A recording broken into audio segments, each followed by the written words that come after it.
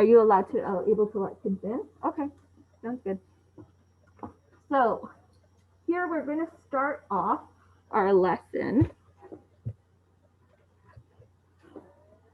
with our first rule that comes from first differences and comes from Newton's quotient.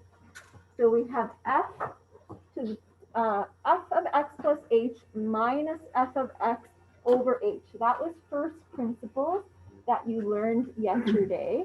But we now need to come up with the equation of the derivative. So we did talk about the instantaneous rate of change is represented by the slope of the tangent at a point on the curve.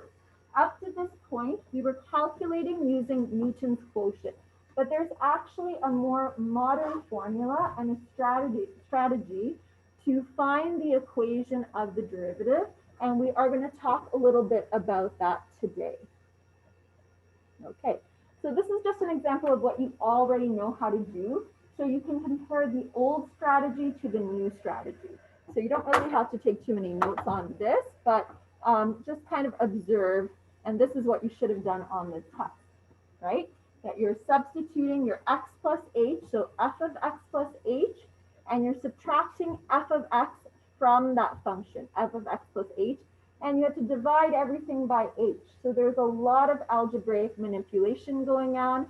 Afterwards, now some students asked, well, what if you're not given a specific number that you have to find a limit to? Well, in that case, and you saw in my examples, we always took as h approaches 0, right? And tried to come up with a general equation that described the slope or the tangent line that we're talking about. And then we would substitute 0 at the very end. So this is a lot of algebra for a simple quadratic equation. And this is part of the curriculum. It's not like Mr. Bullock and I decided that you needed to learn first principles. It's part of the curriculum, but there is an actual easier strategy to calculate the derivative. So again, guys, you don't have to copy this down. This will be in the notes, but starting on the next slide, I would like you to copy things down. Once we got to a simplified equation, 6x plus 3h plus 2, we're substituting 0 every time we see h to get an equation of the function 6x plus 2. So the derivative of the function, or the equation of the tangent line, is 6x plus 2. But what if I told you I could teach you how to do all of these steps in one step, or 1 or 2 steps? That would make things a lot easier, and it would also allow you in university, if you're have a test on first principles, a way to check your answer. Okay, so that's what we're going to learn today. So before we get to that strategy, this is just an example that once we know the equation of the tangent line, we can substitute specific values of x into the equation to get the y value at that particular point. So for example, when x is equal to 5, the instantaneous rate of change is equal to 32, because we're substituting 6 times 5 plus 2 into our tangent line formula, right?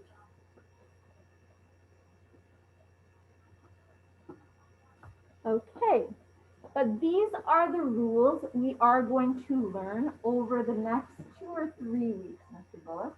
3 weeks? I think three weeks. So the test next week is only going to cover a few simple rules. So it's only the rules that I covered this week.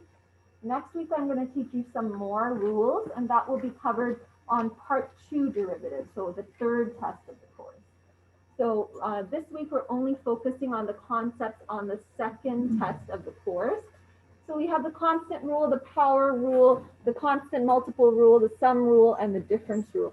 These are all rules we learned in terms of exponent rules and just concepts in the MCR and MHF course.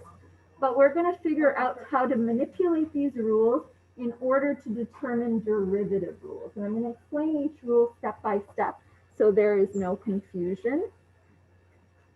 Now, in the old calculus course, as well as in university, you often have to start with some something I've already taught you. This is not something we are going to test you on. We've cut this out completely out of the course, but I still want to explain something that you will be expected to do in university.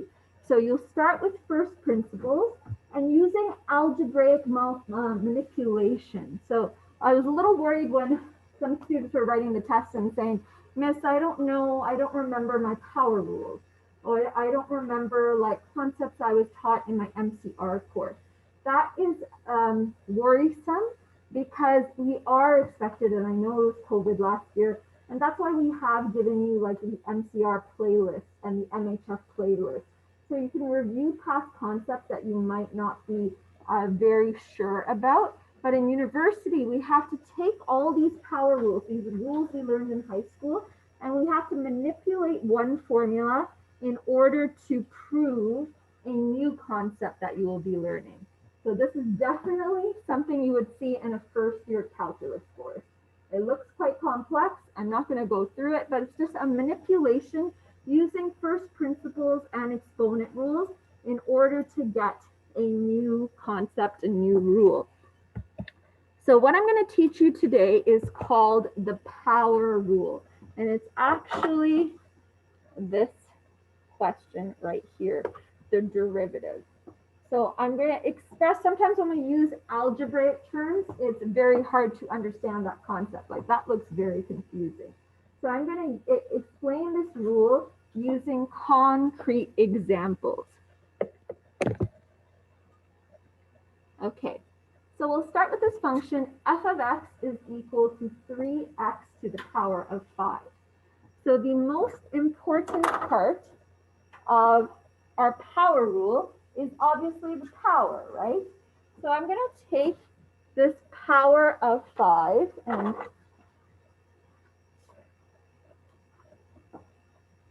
and I am going to bring it down as a coefficient. So no longer a power. I'm going to bring it down in front of the function, and I'm basically going to take my coefficient that's already there and multiply it by my new power, the power of 5. Now I'm going to take my variable term that is already there, x to the power of 5, and I'm going to subtract 1 from that power. And that's how simple it is. All you are doing is taking the power that currently exists, bringing it down, so it is now part of the coefficient, multiplying it by any coefficient that is already there, and subtracting 1 from the power. So if you were to do the first principles formula and all those steps, probably more steps because we're working with powers, it would take you about 5-6 steps in order to get this final answer. This is the slope of the tangent line. So now if you go back to any questions you got on the test, if you knew this rule, which obviously is part of module 2, it's not part of module 1, you would be able to check your answers for first principles. So let me go back. Now that I've given you one example, let's go back and explain this formula. So this formula means we're taking our power to get the derivative. You're taking your power, you're bringing it in front as the coefficient, and you're subtracting 1 from the power that's already there. You're going to use this rule over and over. Yes. Just out of curiosity, is there ever a case where like that won't work and we can only use first principles? No. Well, this is only for powers. I'm going to give you one for fractions, quotient rule. There's going to be one for product rule. There's a chain rule. There's different derivative rules. So this rule only applies to powers, but from this point moving forward, you do not have to use first principles until the final exam. That's right, Mr. Bullock? No first principles until the final exam. So now, that doesn't mean that there are derivative questions that don't require a lot of factoring. There is some questions where you are going to use all your factoring tools, but this is significantly, I think, easier than limits. So limits happened before this concept of the derivative using formulas was created. So we're going kind of like a historical timeline of calculus. You are still going to have limits in university. They still, there are real life applications of limits that will come back, but not for the remainder of this course. The custodian, please contact the office. Mr. Kennedy, the office 004, Mr. Kennedy. Okay, so what happens when we have a constant number? Do we have a power at all when there's a constant number? No powers, right? So right away, the derivative of all constant numbers are equal to 0. Please write that down as an example. The derivative of all constant numbers are equal to 0. That's something that kind of trips some people up on their test. So it's important to note. Now,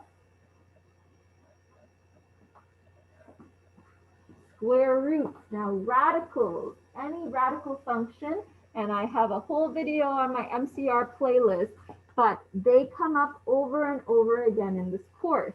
The first thing that you have to do with a radical function, because sometimes you have an index number inside the square root, is you're going to convert it to a rational exponent, okay? So we convert this to a rational power, x to the power of 1/2. Now on the exam, when we ask you to solve for the derivative, you are able to use whatever strategy. Obviously, you would use derivative rules. However, if we ask you to solve using first principles, you have to solve using the first principles formula, okay? Otherwise, it's your choice what strategy you learn in this course to solve for the derivative. And remember, what is the derivative? Just the slope of the tangent or the equation of the tangent line. That's what we're solving for. It's the same thing with first principles. Now, this is not the derivative. The derivative, if I find my final answer, I always put f prime of x. And we learned that in the last lesson, dy over dx, f prime of x. Really, whenever you're given your function as f of x, which I tried for the next test to write all the equations in terms of f of x. So it's very easy for you to say f prime of x. But if you had y is equal to a function, you would use dy over dx as the derivative. That's proper notation. So just review your notes from last class where I gave it to you in a big table form. Okay, now I have written the function with a rational power. So what I need to do at this point is I'm going to take my power. There is no other coefficient. There's no constant number attached to the variable. So I'm just going to bring down the 1/2 in front of the function. And I'm going to remember to subtract 1 from the original power. So it becomes 1/2 x to the power of 1/2 minus 1. 1/2 minus 1 is equal to negative 1/2. And you will remember from your MCR course that we never keep powers with a negative number like that. You would only get part marks if you kept your question like that on the test. We would have to go further, right? X to the power of negative 1/2 is the same as 1 over root of x. So you would have to get it in proper form with no negative exponents and convert the radical. Yeah. This may be a little bit of a dumb question, but I thought tangent lines were always supposed to be like linear. How come we're getting I know it happened in module 1 too, but it was just something that I was wondering about. Okay, so the derivative we find, we're calculating the slope when we calculate particular values of x. So this is the equation, not really of the tangent line. This is a way of finding the slope. So we'd have to substitute x values into these equations to get the slope. You'll notice with the last unit 2, once you substituted the value in. So our first principles was really giving us the equation of the tangent line. Now with the derivative, we're going to have to use specific values of x to get. So this one's more like you can apply to different equations to find now the derivative function. We call it the derivative function. So there is more steps to add on to this, plugging in different values of x. I'm just trying to execute the derivative rules right now. So we have an easier strategy than using first principles. So here we have a cubic function. So just like last time, I'm going to convert to rational form, bring that 1/3 in front of the function, and then subtract 1 from my power.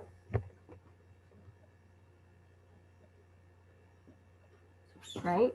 Again, I have a negative power. When you subtract 1 from the fraction, you get a negative power. So instead of a square root in the brackets, we have cubed root. And I believe that's early on in the MCR course, right, Mr. Bullock, where they learn about rational exponents and Unit 1, right in Unit 1. Okay, so that's why that's such an important part of the MCR course, is converting powers that are in the fraction form, rational powers, into radical form, or dealing with it. So I could still go one extra step to say y prime, or I could also say dy over dx is equal to 1 over 3, and I would take the index. So that's another way of writing it as well, right? That's what you learned in your MCR course.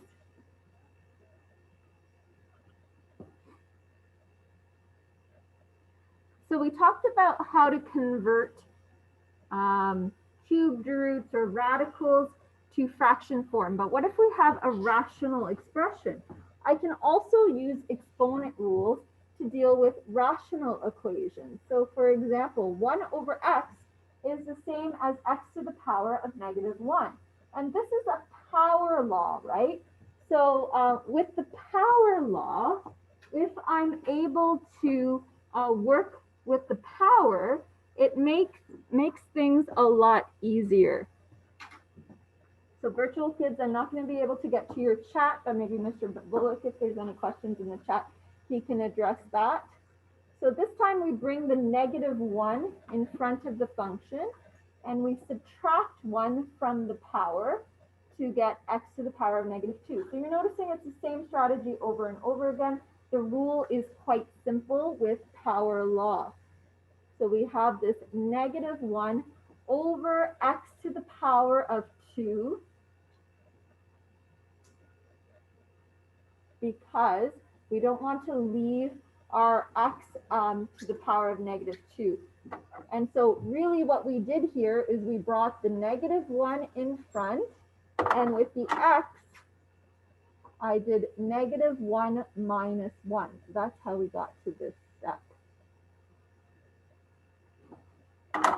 Now I also want to show you an example when you have a function with y is equal to. Now if we put f prime of x as the derivative notation, that would be incorrect notation.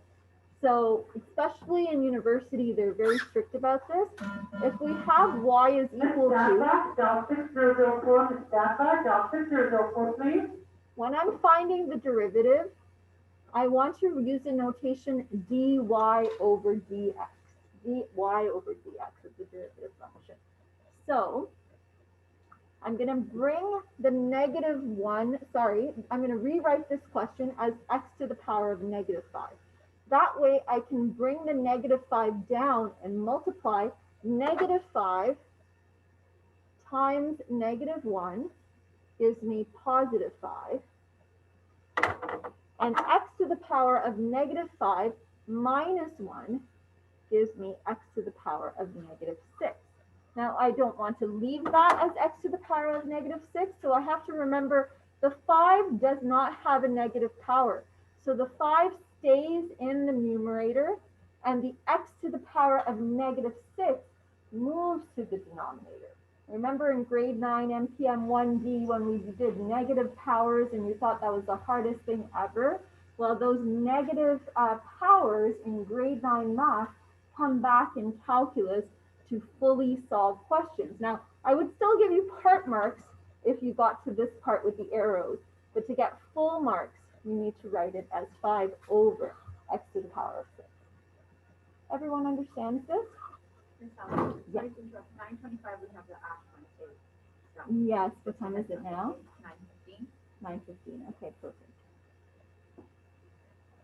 Okay.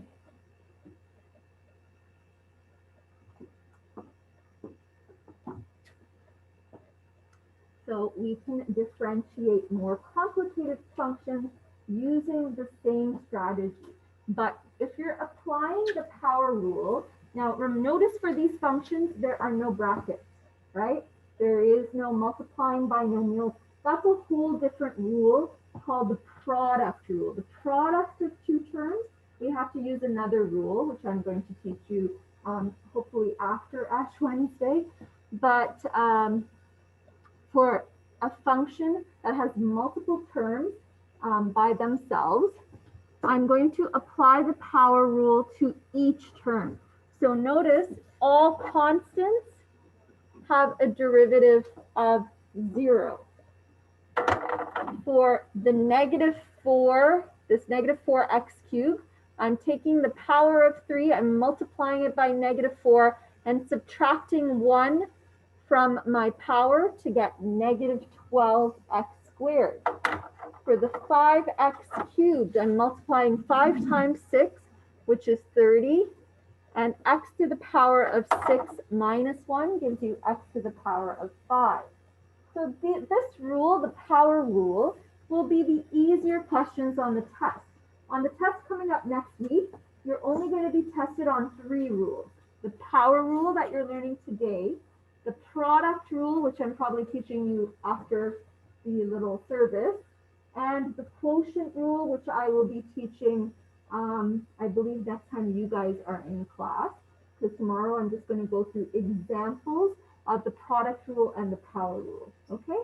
So that's it. By Friday, you will know all the rules that will be on the test.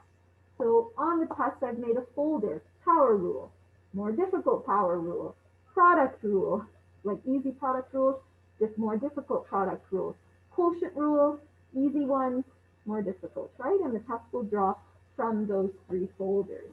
So as long as you know your rules, you can apply them to any situation. So for example, if you have radicals, this question right here, the first thing you want to do, because you're telling yourself, I want to apply the power rule, I don't want to keep this in radical form. I want to rewrite the question as -3x to the power of 5 plus 8x to the power of 1/2 minus 9.3. Now the 9.3 could trick some students, but you want to tell yourself right away, the 9.3 is going to be a derivative of 0. So I'm ignoring it. You also want to make sure you have proper notation. So instead of f of x, I want f prime of x. And then you're going to apply the rule. -3 times 5 is -15. Subtracting 1 from the power gives you -15x to the power of 4. 8 times 1/2 is 4. Subtracting 1 from 1/2 is -1/2. And that really is where students make the most mistakes on tests, when they're subtracting 1 from a fraction, believe it or not, because some students in grade 12 still have problems with fractions. So that's something you want to practice when you're doing your homework, always subtracting the whole number 1 from a fraction. So this question I would have to, for full marks, rewrite as x to the power of -1/2 has to be written in the denominator as the square root of x.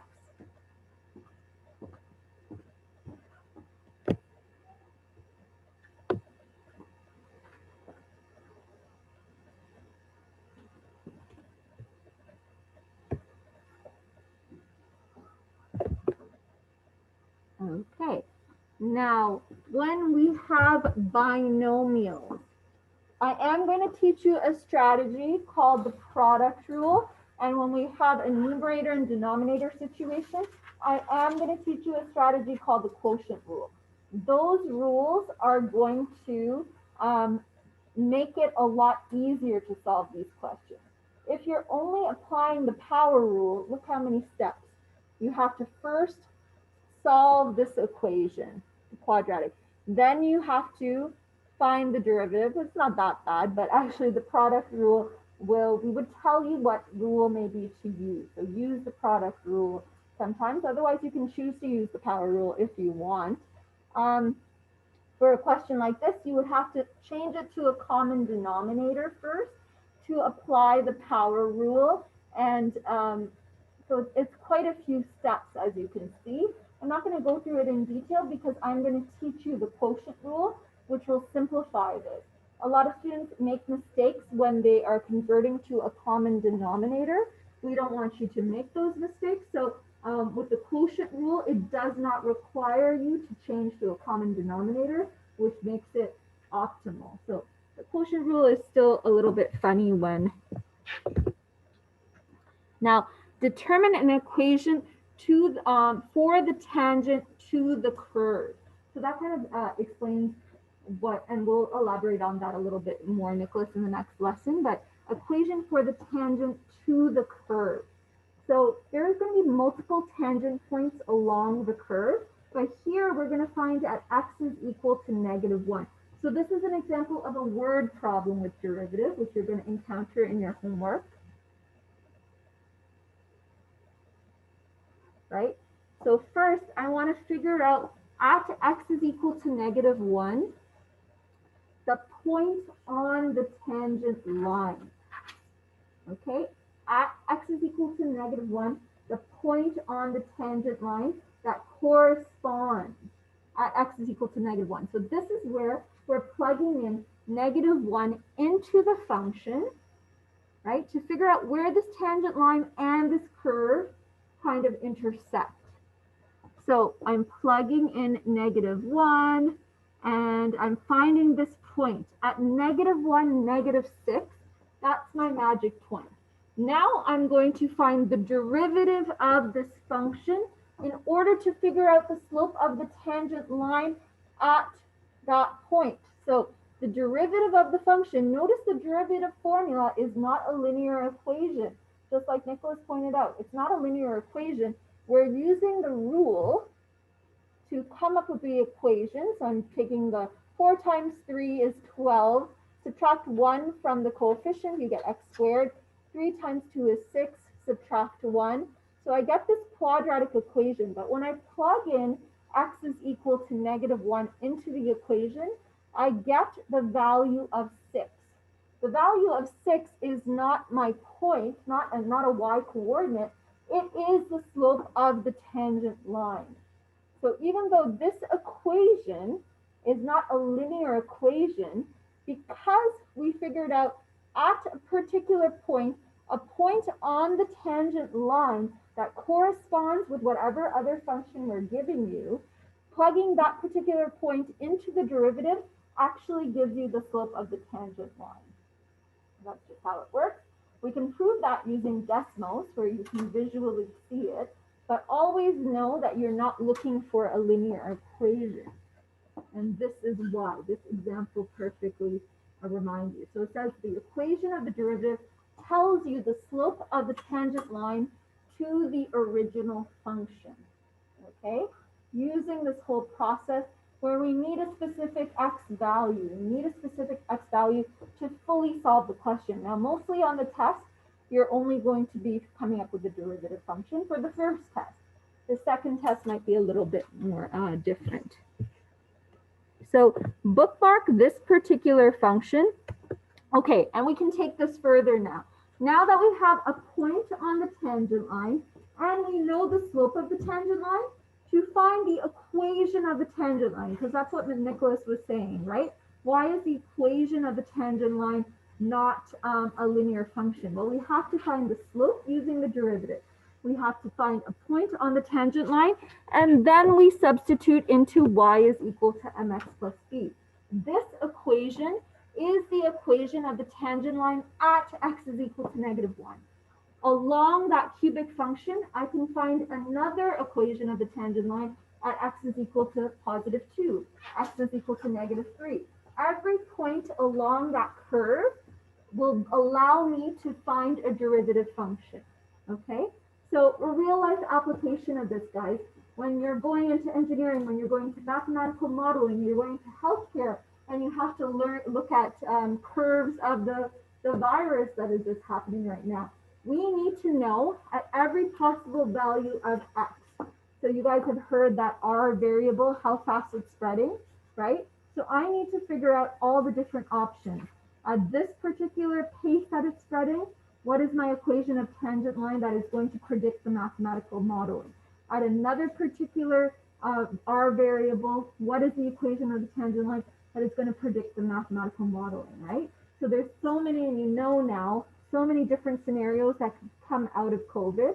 But so calculus and exponential functions go hand in hand to do the mathematical modeling for pandemics. Okay, so all of this stuff is really useful and not just random math equations.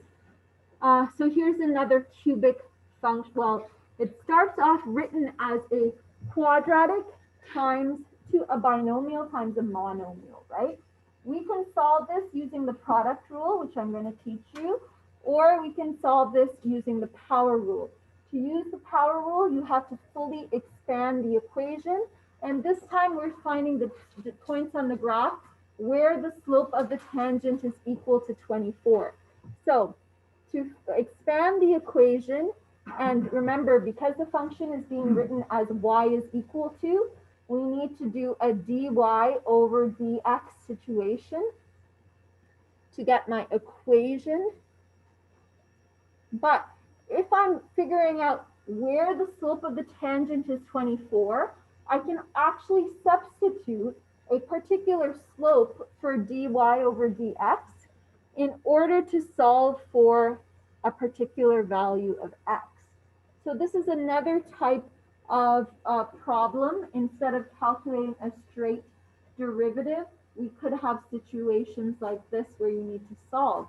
So we know from this equation that at x is equal to -4 and at x is equal to +2, the slope of the tangent is 24.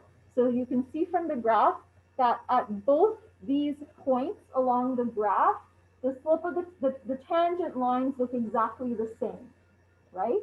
I could have another tangent line over here that looks like that. Or we could have multiple different tangent lines, and you want to get that out of your head. Never think that a function only has one tangent line. You can have multiple different tangent lines for a function, but you can also solve using a particular slope. So this is a problem I kind of want you to look at on your own for the purposes of your homework. And obviously, once we have x values, we can find the corresponding values of those particular points by plugging it in not to the derivative, but into the original function. Okay, so you never plug in x values back into the derivative. In order to find a point on the curve, you always want to plug it back into the original function.